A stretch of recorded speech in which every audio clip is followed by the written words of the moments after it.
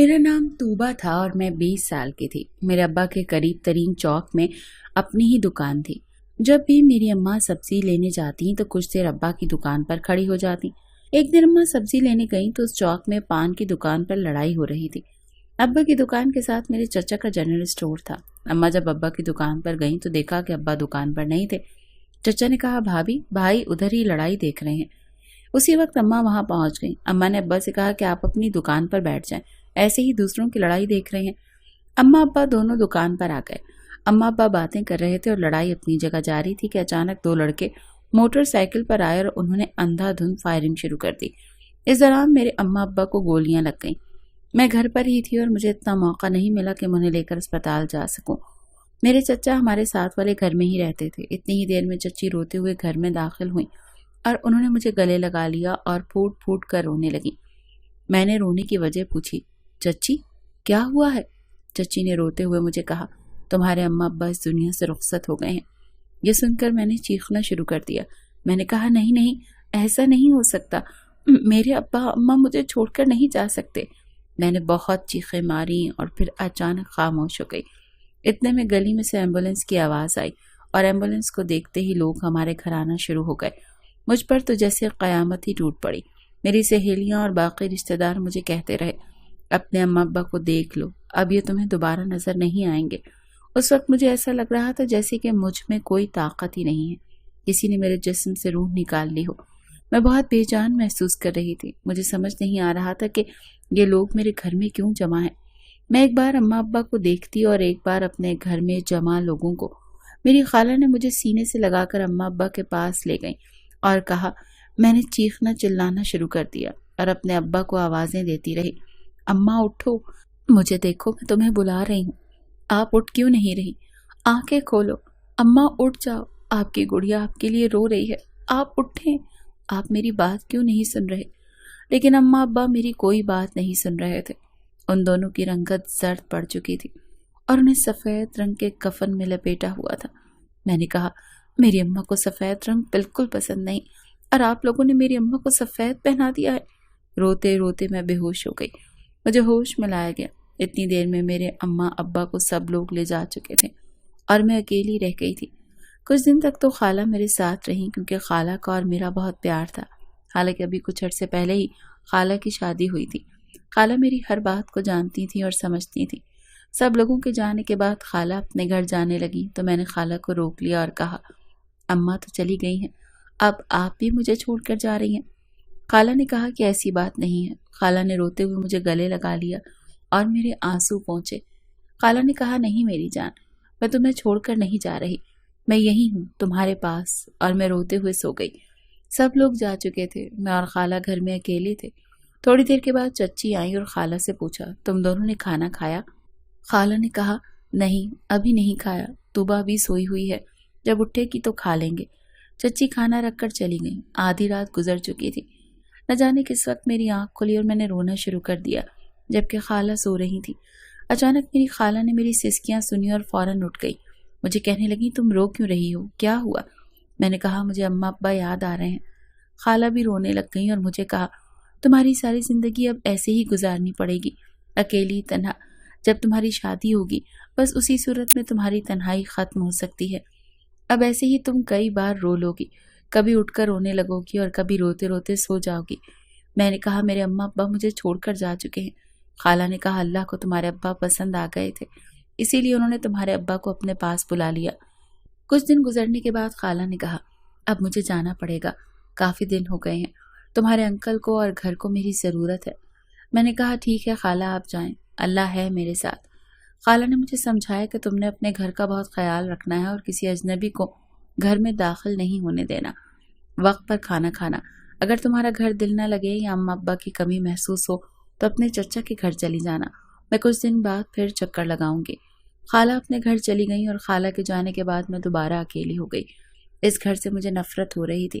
میں نے اماں کی الماری کھولی اور ان کے کپڑے دیکھنے لگی اور ان کے کپڑوں کو سینے سے لگا کر رونے لگی اور سوچنے لگی کہ اب میرا کیا ہوگا، میں کس طرح رہوں گی۔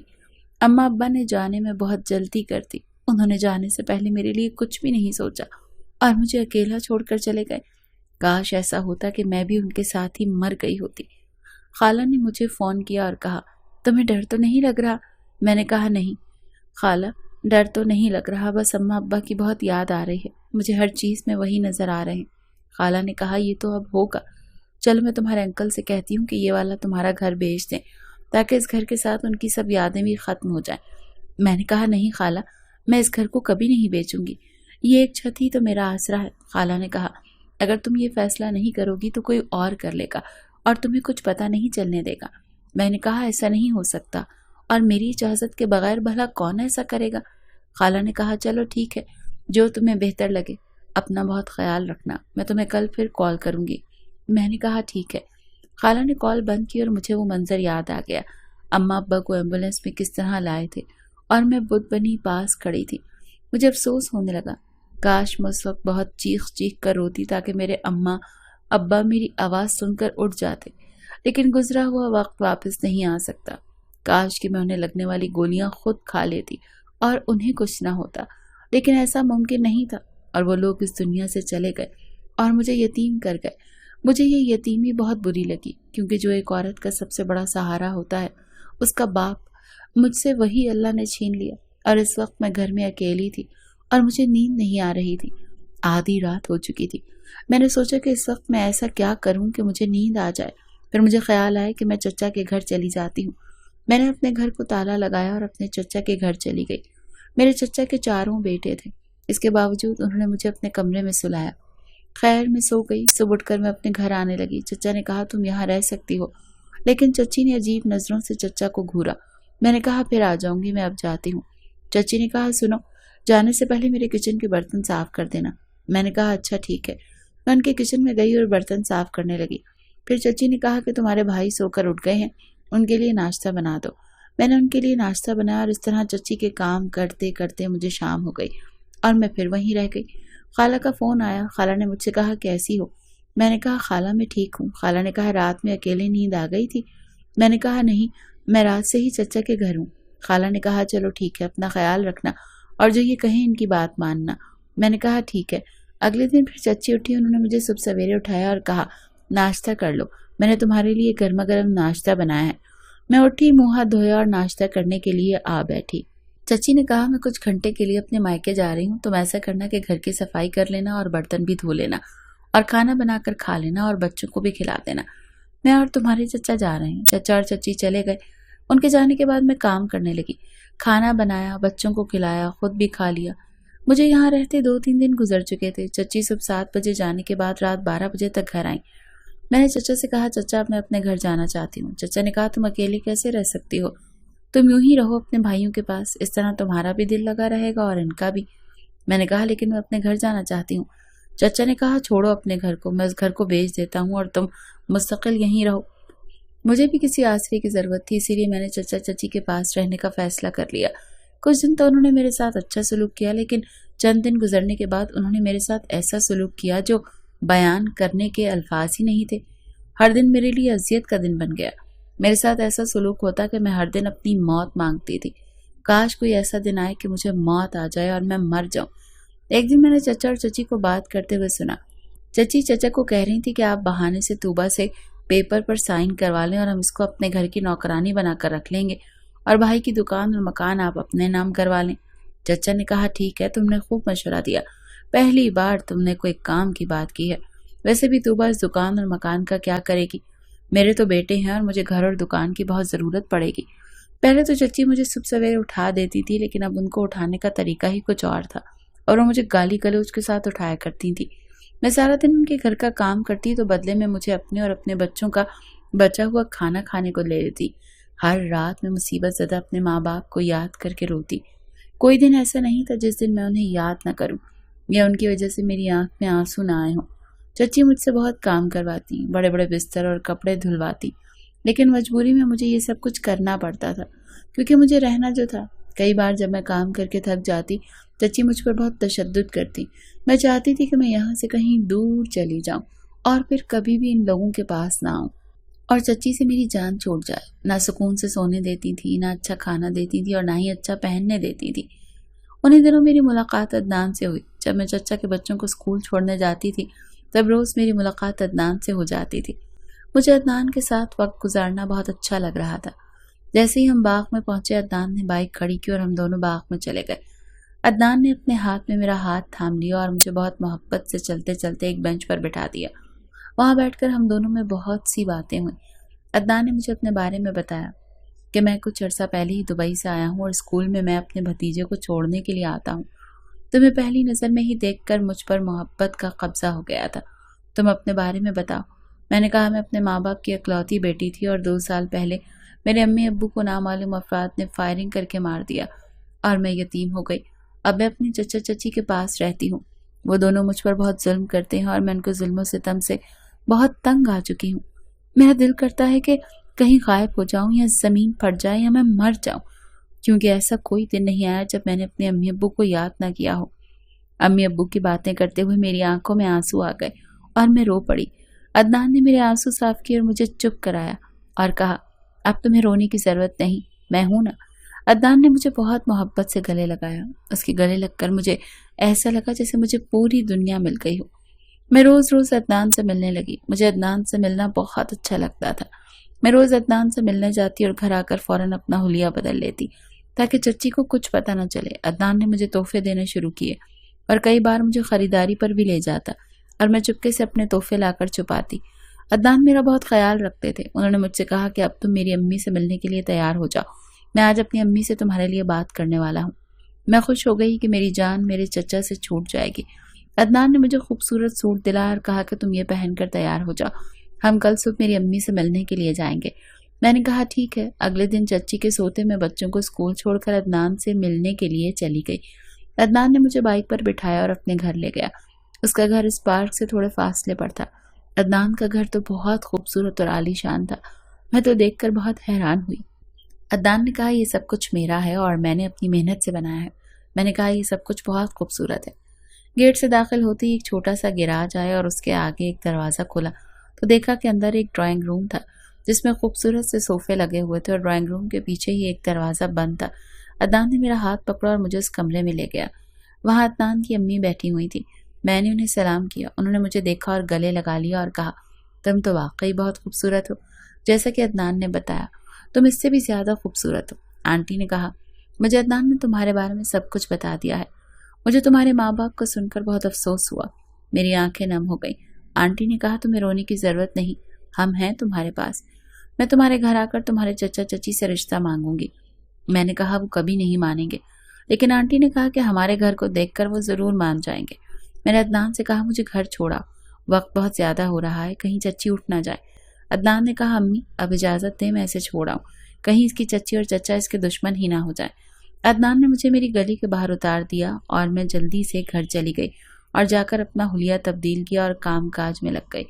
گھر آ کر میں نے کپڑے تبدیل کیے تو چچی اٹھ گئی۔ انہوں نے کہا آج تم اسکول سے بہت لیٹ آ گئی ہو، کہاں رہ جاتی ہو؟ میں نے کہا کہیں نہیں چچی، بس اسکول میں کچھ عورتیں میری سہیلیاں بن گئی ہیں، ان کے پاس بیٹھ جاتی ہوں اور ہم باتیں کرتے ہیں اور میں ان سے کھانا پکانے کے نئے نئے طریقے پوچھتی ہوں۔ چچی نے کہا ٹھیک ہے، تم جلدی آنے کی کوشش کیا کرو۔ میں نے کہا چچی بس آج ہی دیر ہو گئی۔ چچی نے کہا تمہارا رنگ کیوں اتنا لال ہو رہا ہے؟ میں نے کہا باہر بہت گرمی ہے، شاید اسی وجہ سے۔ میں نے اپنا منہ دھویا۔ چچی نے کہا مجھے ناشتہ بنا دو۔ میں کچن میں چلی گئی اور چچی کے لیے ناشتہ بنانے لگی۔ اس کے بعد میں نے کچن صاف کیا اور اپنے کام میں مشغول ہو گئی۔ جیسے ہی شام ہوئی تو کسی نے دروازہ کھٹکھٹایا۔ میں برتن دھو رہی تھی اسی لیے میں دروازہ نہیں کھول سکی۔ چچی نے دروازہ کھولا تو عدنان کی امی کھڑی تھی۔ انہوں نے کہا کیا میں اندر آ سکتی ہوں؟ چچی نے کہا میں نے آپ کو پہچانا نہیں، آپ کون ہیں اور کہاں سے آئی ہیں؟ انہوں نے کہا میں اندر آ کر بات کروں گی۔ چچی نے عدنان کی امی کو اندر بلا لیا۔ چچی نے مجھ سے کہا کہ جوس کا ایک گلاس پانی لے آؤ۔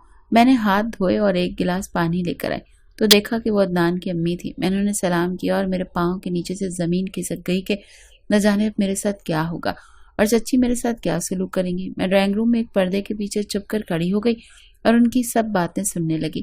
عدنان کی امی نے کہا کہ مجھے پتا چلا ہے کہ آپ کے گھر میں ایک یتیم بچی ہے جو کہ جوان اور خوبصورت ہے۔ میں اپنے بیٹے کے لیے آپ کی بیٹی کا ہاتھ مانگنا چاہتی ہوں۔ چچی نے کہا آپ کو کیسے پتا چلا کہ میرے گھر میں ایک بیٹی ہے؟ عدنان کی امی نے کہا کہ میں نے اسے کئی بار اسکول آتے جاتے دیکھا ہے، وہ لڑکی بہت ہی خاموش طبع اور سلجھی ہوئی لگتی ہے۔ آپ کی تربیت بہت اچھی ہے، مجھے وہ لڑکی پسند آ گئی ہے۔ میں اس کا نام تو نہیں جانتی لیکن اس کے باوجود میں اپنے اکلوتے بیٹے عدنان کے لیے اس کا رشتہ مانگنے آئی ہوں۔ چچی خاموش ہو گئی۔ انہوں نے کہا کہ رات کو جیسے ہی اس کے چچا آئیں گے تو میں ان سے رشتے کی بات کروں گی۔ عدنان کی امی نے کہا ٹھیک ہے، میں کل آپ کو دوبارہ ملنے آؤں گی، لیکن میں امید رکھتی ہوں کہ آپ کی طرف سے جواب ہاں ہی ہوگا۔ پھر اگلے دن چچا نے کہا مجھے جلدی سے ناشتہ دے دو، مجھے بہت ضروری کام سے جانا ہے، کہیں میں لیٹ نہ ہو جاؤں ورنہ بہت نقصان ہوگا۔ میں نے جلدی سے ناشتہ بنایا اور چچا کو دیا۔ چچا نے ناشتہ کیا اور دکان پر چلے گئے۔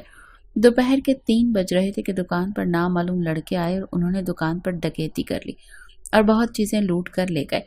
چچا ڈاکے کے فوری بعد گھر آ کر انہوں نے چچی کو بتایا کہ دکان پر ڈکیتی ہو گئی ہے۔ میں دروازے کے باہر کھڑی تھی۔ چچا نے بتایا مجھے وکیل کو کاغذات کے لیے پیسے دینے تھے تاکہ میں طوبہ کی جائیداد اپنے نام کروا سکوں، اور آج ہی میرے ساتھ یہ معاملہ ہو گیا۔ دل میں تو میں اللہ کا شکر ادا کرنے لگی، لیکن مجھے چچا کے پیسوں کا بھی بہت دکھ تھا۔ چچی اور چچا دونوں اپنا سر پکڑ کر بیٹھ گئے کہ اب کیا کریں۔ چچی نے کہا آپ کسی سے ادھار لے لیں۔ چچا نے کہا آج کل کے دور میں کون ادھار دے گا، اور ایسا کوئی بھی انسان میری نظر میں نہیں ہے جو مجھے پیسے دے۔ چچی نے کہا پولیس میں رپورٹ کروا دی ہے، شاید کہ چور پکڑے جائیں۔ چچا نے کہا ہاں تم ٹھیک کہہ رہی ہو، میں جاتا ہوں۔ پھر چچا رپورٹ کروا کر گھر آ گئے۔ چچا چچی کو کہنے لگے کہ وہ لوگ تو دکان کا سامان بھی لوٹ کر لے گئے ہیں، اب میری دکان میں کچھ بھی خاص سامان نہیں ہے، اب میں کیا کروں؟ کم سے کم مجھے 1-2 لاکھ کی ضرورت ہوگی تاکہ میں دکان میں سامان ڈال سکوں۔ چچی نے کہا آپ کسی سے ادھار لیں، مگر چچا سوچ میں پڑ گئے کیونکہ اتنی بڑی رقم کون انہیں ادھار دیتا۔ انہی دنوں میں چچا چچی نے عدنان کی والدہ کو اس رشتے کے لیے انکار کر دیا اور کہا کہ ابھی ہم طوبہ کی شادی نہیں کر سکتے کیونکہ ہمارے پاس اتنے پیسے ہی نہیں ہیں۔ عدنان نے اس بات پر بہت غصہ کیا اور مجھ سے کہا کہ تم مجھ سے چھپ کر شادی کر لو۔ اس کی بات سن کر میں اس سے خفا ہو گئی کیونکہ مجھے اپنے چچا چچی کی عزت بہت پیاری تھی، مگر عدنان نے کہا تمہارے چچا چچی تمہاری جان کے دشمن ہیں، آج نہیں تو کل تمہیں اس بات کا احساس ہو جائے گا۔ میں یہ بات جانتی تھی، مگر میں سب کے سامنے عدنان کے ساتھ شادی کرنا چاہتی تھی، مگر اب یہ ممکن نہیں تھا کیونکہ چچا چچی نے اس کے رشتے کے لیے انکار کر دیا تھا۔ عدنان نے کہا دیکھنا ایک دن میں تم سے بہت دور چلا جاؤں گا اور کبھی بھی واپس نہیں آؤں گا۔ میں نے کہا میں بہت مجبور ہوں، اور میں روتے ہوئے گھر آ گئی۔ میں عدنان سے کوئی بھی رشتہ نہیں رکھنا چاہتی تھی، مگر جب میں گھر آئی تو میرے ہوش اڑ گئے کیونکہ چچا مجھے بیچنے کا سارا انتظام کر چکا تھا، کیونکہ اسے میری جائیداد اپنے نام کروانے کے لیے پیسوں کی ضرورت تھی، اسی لیے چچی نے مجھے ایک مرد کے ہاتھوں بیچنے کا انتظام کر لیا۔ مجھے جو ہی یہ بات معلوم ہوئی تو میں نے یہ بات عدنان کو بتا دی۔ وہ پولیس لے کر چچا چچی کے گھر آ گیا اور پولیس کو ان کا سارا منصوبہ بتا دیا۔ چچا چچی کو پولیس پکڑ کر لے گئی جبکہ میں نے عدنان سے شادی کر لی، کیونکہ اس واقعے کے بعد مجھے احساس ہو چکا تھا کہ میرے سگے ہی میرے دشمن نکلے تھے اور پرائے لوگوں نے مجھے تحفظ دیا تھا۔